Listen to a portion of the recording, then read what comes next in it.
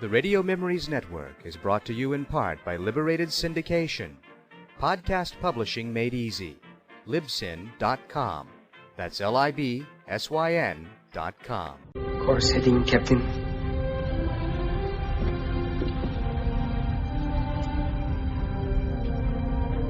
Second star to the right. And straight on till morning. Space Heroes takes us on adventures of Earth-based space policemen who patrolled and explored the worlds of the solar system in the not-too-distant future. Our heroes fight for truth and justice while struggling with evil alien races. Join us as we continue the journey of those early space heroes who inspired us to dream and use our imaginations. Now to this week's Space Heroes journey into the vast unknown realm of space. Tom Corbett, Space Cadet. Tom Corbett blasted into outer space first in comics and newspaper comics, and had already blasted onto the small TV screen as one of the first TV kiddie series in 1950. Each episode centered around the voyages of the spaceship Polaris, whose crew includes pilot Tom Corbett, Tom's best buddy, the often hot-headed astrographer Roger Manning, Astro, the alien from Venus who handled the power deck, Dr. Joan Dale, Captain Strong, and Commander Arkwright, head of the Space Academy. The episodes had heavy on action, with good special sound effects for the blastings and power thrusters, and carry along with the action a very definite pride in Space Academy procedures and principles. In that sense, it was a forerunner of Star Trek that was still far off in the future. Let's join the Tom Corbett Space Cadet in this week's exciting space adventure. Kellogg's Pep, the build-up wheat cereal, invites you to rocket into the future with Tom Corbett, Space Cadet. Stand by to raise ship.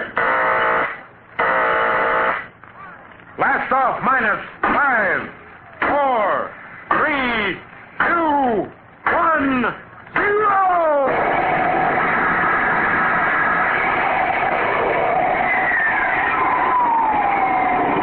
As roaring rockets blast off to distant planets and far-flung stars, we take you to the age of the conquest of space with Tom Corbett, Space Cadet.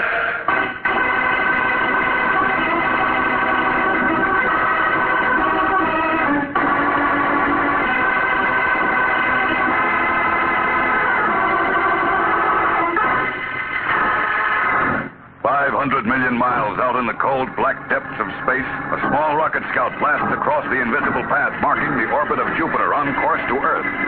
In the narrow cylindrical cockpit forward near the nose of the silvery ship, the pilot transmits a routine teleceiver call across the void. And in a small metal hut on Mars, the sleepy-eyed operator shakes himself awake as the call crackles in his earphones. Come in, M5. Space Station M5 from Rocket Scout 4J9. Come in. Rocket Scout 4J9 from Space Station M5. Go ahead. This is 4J9, Space Mail Service, Night Colony to Earth. Position? Crossing orbit of Jupiter, northwest quadrant, 5 degrees over plane of the ecliptic. Holding course 160. Hey, what in blazes? Parker, what's wrong with you? Jimmy, come on. Parker, come in. Hello, Parker. Can you hear me? Parker. Rocket Scout 4J9 from Space Station M5. Come in. Great, Ganymede. M5 to all space stations. M5 to all space stations. Stand by. Disaster alert. Stand by.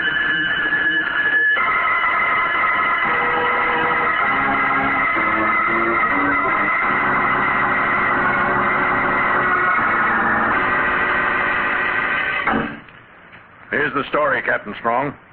2 days ago, Captain Mitch Parker was inbound from Titan on the Earth-Titan mail run. He made routine teleceiver contact with Space Station M5 on Mars to give position and standard data. Suddenly, contact was broken for some unknown reason.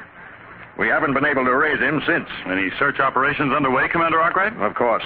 I sent all patrol ships into the area immediately. Even pulled rocket liners and space freighters off orbit.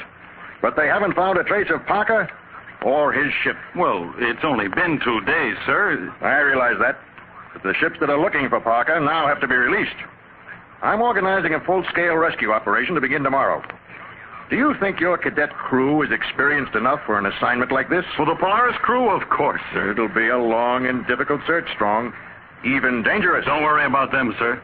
Tom Corbett, Astro, and Roger Manning are the best cadets in the academy. In spirit, teamwork, and cooperation, they excel at... Oh, excuse me, Strong. Yes, sir. Come in. Polaris unit reporting, sir. Great Jupiter. Tom, what happened to you? What happened to all of them? They look like they've been through a reaction chamber. Well, Tom? The officer of the day told us to report to you for disciplinary action, Commander Arkwright. Disciplinary action? What's the charge? We're charged with fighting and wrecking the furniture in our dormitory, sir. I see. Well, Captain Strong, so this is your Polaris crew. Is this what you call teamwork, spirit, and cooperation?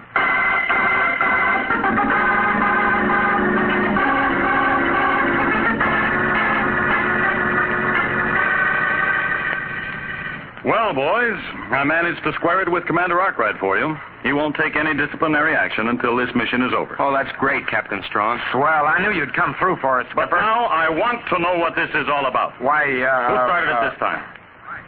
Well, I'm waiting for an answer. Sir, I think I can explain. I'd be interested in something like that, Corbett. Well? Astro and Roger had a difference of opinion, and I tried to settle it, and Roger disagreed with me, and Astro disagreed too, and, well, I disagreed with both of them, and the next thing I knew the bunk fell on Astro and the table was knocked over, and... And you just tore your uniform, and Roger happened to grow that black eye, and Astro accidentally cut his lip. I guess so. All right. Now get this, all of you. The next time I catch the three of you fighting, I'm going to make earthworms out of you. You'll do all your rocketeering in the mess hall with a bucket and mop. You understand? Right, yes, sir. All right. Dismissed. Oh, what a crew. Captain Strong here. This is Commander Arkwright. Oh, yes, sir. Alert your crew for immediate blast-off. Immediate? But I thought you said One of the space freighters found a trace of reaction mass between Jupiter and the asteroid belt. From Parker's ship? No way of telling yet. But if he jettisoned his fuel, he may be in serious trouble and completely helpless. You've got to work fast if you're going to save him.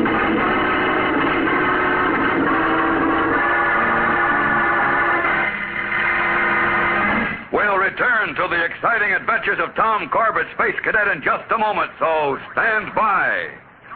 Listen to this jet plane streak through the air. That's a Republic Thunderjet up on a test flight. Jets like that are pioneers of the sky, leading the way to the air age of tomorrow. And the men who fly those jets are pioneers too, blazing a trail for youth to follow. Would you be able to fly a jet? Well, maybe not right now, but you can build yourself up so that you'll be ready when the time comes.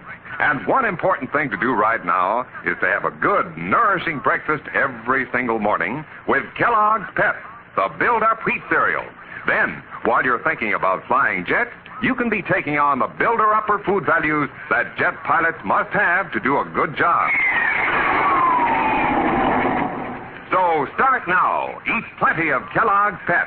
Get all the strength and muscle-building food values that Pep can give you. And say, when you taste that swell Pep flavor, you want a second bowlful.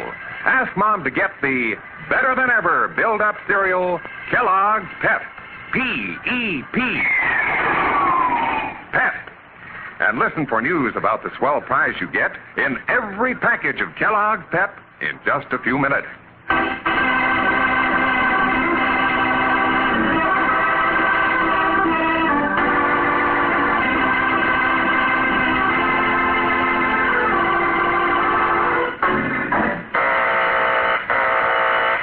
Attention, crew. We've cleared Earth's atmosphere on course to asteroid belt.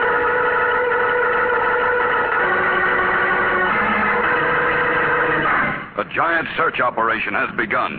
A search through the vast reaches of space for a missing rocket scout. And now, as the rocket cruiser Polaris blasts through the void at full space speed, Captain Strong briefs his cadet crew.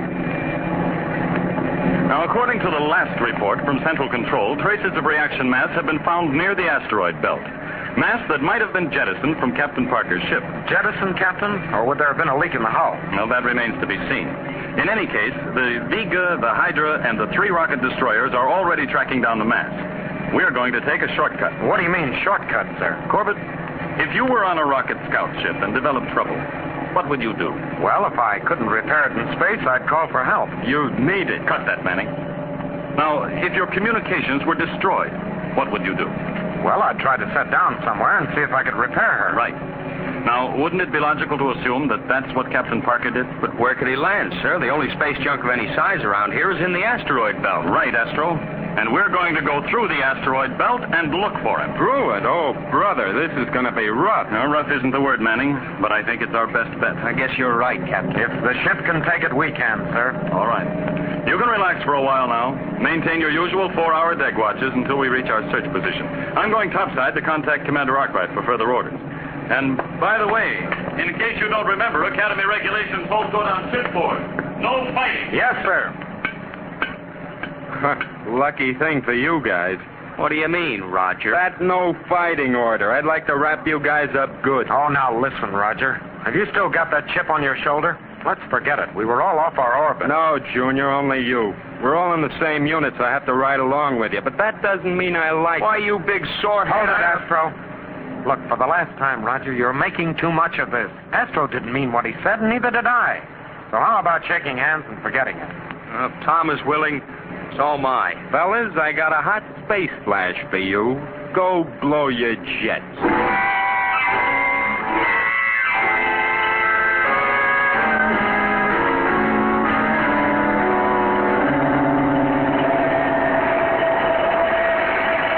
Control deck to radar bridge. Check in. Radar bridge aye. How are we doing, Manning? Moving into the asteroid belt, sir. Pretty thick out there. My scanner screen's lit up like a Christmas tree. Now, don't worry about the small pieces of space junk. We can shed those. It's the big stuff we have to avoid. But don't worry, sir. I can play tag with these asteroids all day. Now, don't get smart, Manning. One of those chunks of iron can rip a hole in our side and tear us apart. End transmission. Now, Tom, call Astro. Tell him to cut down to 1/4. Aye, sir. Control deck to power deck. Power deck aye. Astro, cut space speed 1/4. We're going to cut straight across the asteroid belt. 1/4 space speed aye. Tom, turn on the magnetscope and watch every passing asteroid big enough to hold a spaceship. Aye, sir. We're taking a long chance on a slim hope. Radar bridge control deck. There's a big one bearing down on it. Ship steering vanes 2.2, starboard 1 degree up. Hear that, Astro? Got it, Tom. Steering vane set. Give us a short blast, Astro. Right, Tom. There she goes, sir.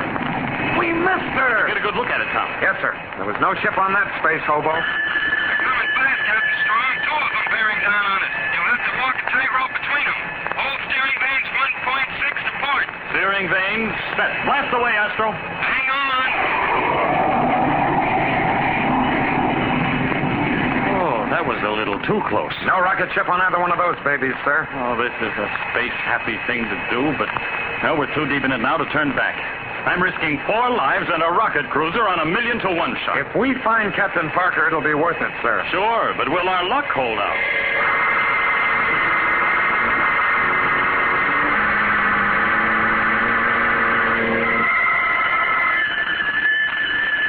Radar bridge control deck. Here comes the daddy of them all. Swinger wide. 12.4 degrees to port, 5 degrees up. 12.4 degrees to port, 5 degrees up. Astro, don't spare the neutrons. A long blast this time. Hold tight. Opening up. Are we clearing it? Yes, sir. Hold on. Here comes another one. We can't touch this one. Brace yourself for crash. Brace yourself.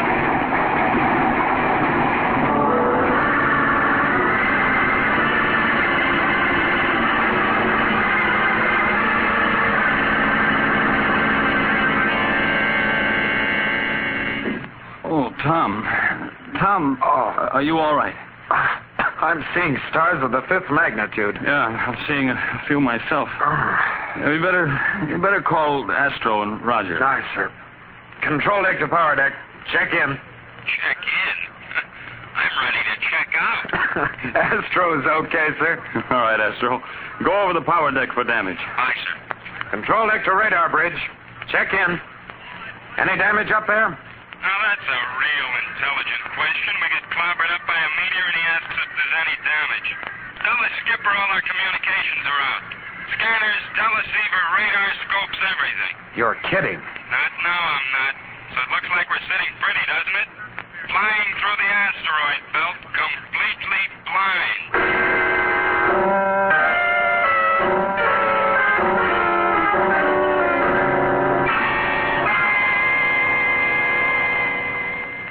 Well, boys, I've checked the ship completely. Outside of the blackout on the radar bridge, we're still in one piece. Yeah, but how about that blackout, sir? We're sitting ducks for every piece of space junk in the belt. Well, not since we've cut our power, Roger. We're drifting in a steady orbit now, along with all the other space junk. Chances are we won't be hit, unless we try to break out. Yeah, but if we don't break out, Skipper, we'll drift around in this junkyard forever. We can't even call for help. Well, the damage is to the antenna and the main power relay. The relay can be fixed up inside the ship, but the antenna means a trip outside on the hull. Oh, brother, nothing I like better than waltzing around in space. Well, start practicing right now then, Roger. You, Astro, and I are going outside. Tom, you'll stay in here and work on the relay. Aye, aye, sir. All right. Suit up, boys, and meet me in the airlock in 2 minutes.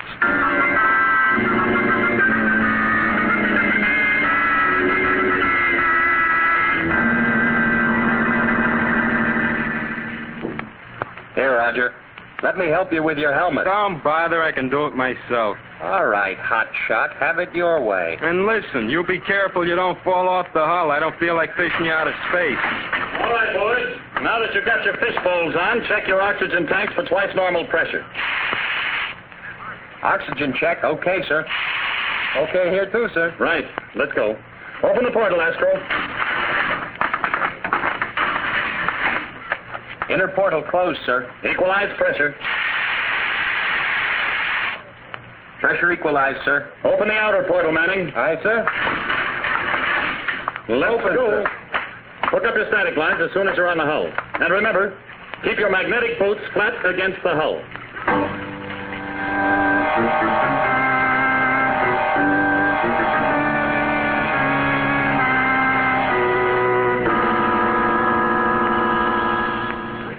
Astro. Manning, check in. What do you want, Junior? What's taking so long? What's going on out there, Roger? We're playing marbles with these pieces of space junk. Go back to your beauty nap and don't bother us.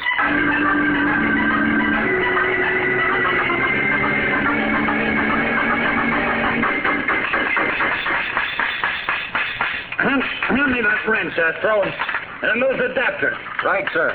But what's happened to all the space junk? Seems awful empty out here. Yeah, we may have drifted through the worst of it. I don't know. It's too quiet after all the battering we took. Hand me that number 3 adapter, Astro. Yes, sir. You know, I'll never get used to working upside down like this and not falling off. Free fall has its advantages. And one of them is having no weight. Captain Strong! Astro, get down! Quick! Here comes the meteor! Get down! By the craters of Luna, that was a close one. Yeah, too close. Now listen, Manning, if you'd stop gassing so much and keep your eyes peeled with... Roger. Captain Strong, the static line is torn. Look, he's off the ship. He's drifting out into space.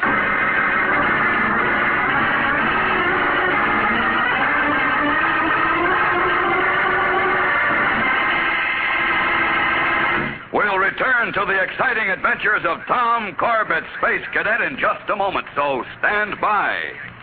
It's here. Yes, it's here. A brand new, exciting new premium in every package of Kellogg's Pep.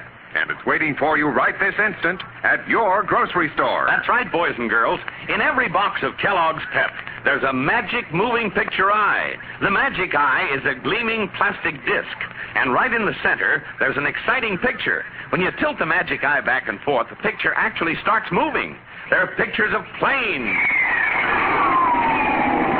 trains,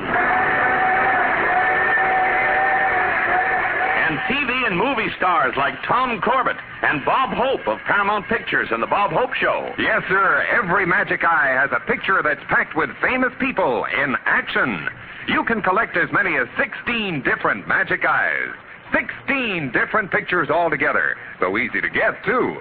There's one waiting for you now, free, at no extra cost, in every single package of Kellogg's Pep. You'd better start your collection today. Remember, for your magic eye, ask Mom to buy P.E.P. Pep.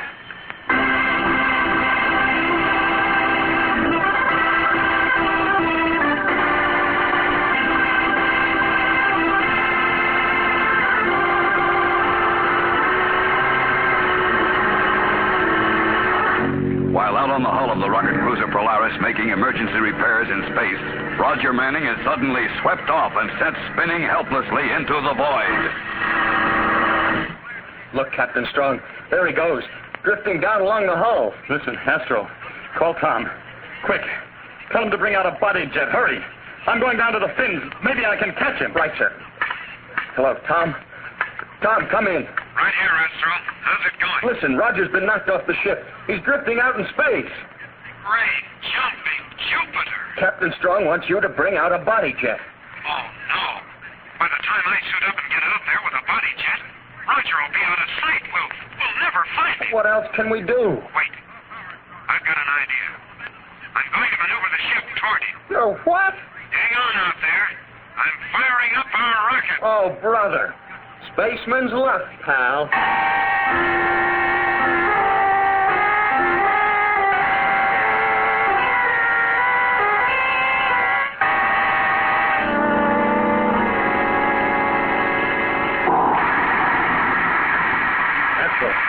Who fired our rocket? Tom did, sir. He's maneuvering the ship toward Roger. He figures it's Roger's only chance. Oh, that's risky. He might fry Roger in the exhaust blast. Oh, but maybe it's the better gamble. Better hold on, sir. I'm starting to cut around. Hello, Tom. Come in. Aye, aye, sir. Well, what's your heading? Don't over-control or you'll spin it completely around. I'm doing my best. Now, ease off now. Hold her straight and level as you can. You're heading right for Roger. You and Astro have to get him on the first pass, sir. I know, and we'll do it. You've cut your power. Now, let her drift. Right, sir. Captain Strong, we're going to miss him. We're going to miss him by at least 10 feet. Blast it. Tom, quick. Oh, wait a minute, sir. Play out my static line. I'm going to push off and try to grab him. Wait, Astro. Hang on to my line, sir. Here I go.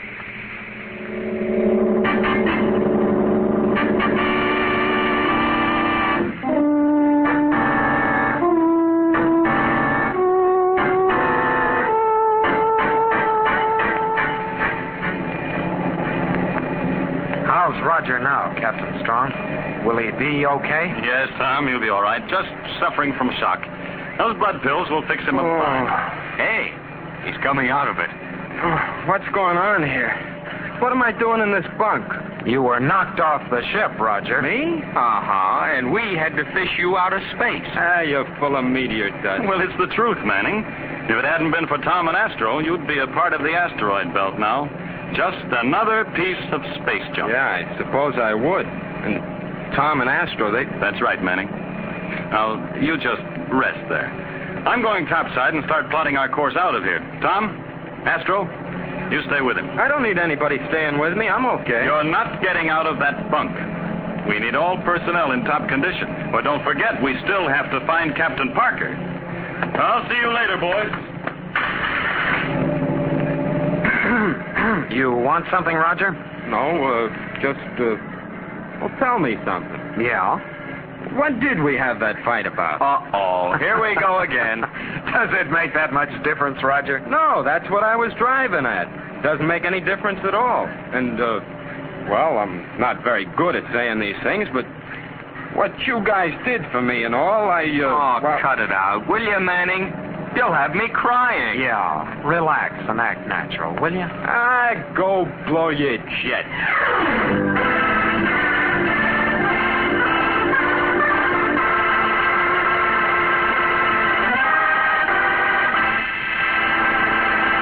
Don't miss the next action-packed adventure with Tom, Corbett, and the Space Cadets on Thursday, when the search for Captain Parker and the missing rocket scout is resumed, and the boys rocket into danger. Tune in, same time, same station, for the next thrilling interplanetary adventure with Tom Corbett.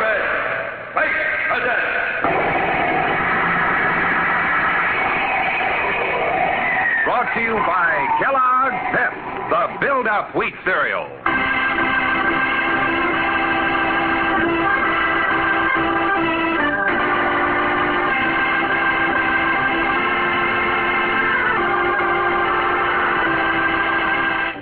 Tom Corbett, Space Cadet, starring Frankie Thomas, can also be seen on television and appears in the comic sections of many of America's leading newspapers. Look for it daily and in weekend editions. Featured in the cast are Al Markham as Astro, Jan Merlin as Roger Manning, and Edward Bryce as Captain Strong. Today's program was written by Jack Weinstock and Willie Gilbert, directed by Drex Hines. Jackson Beck speaking. Kellogg's Raisin Bran has a secret. Kellogg's Raisin Bran has a secret. And what a secret. In Kellogg's Raisin Bran, the tasty raisins are dipped in honeycomb. That means plumper, more tender raisins, along with delicious golden crisp bran flakes, both fruit and cereal, all in one box. And no other raisin bran but Kellogg's gives you the tender goodness of raisins dipped in honeycomb. That's Kellogg's secret. So for your breakfast, make sure you get Kellogg's, because Kellogg's Raisin Bran has a secret. This program has come to you from New York. This is ABC, the American Broadcasting Company.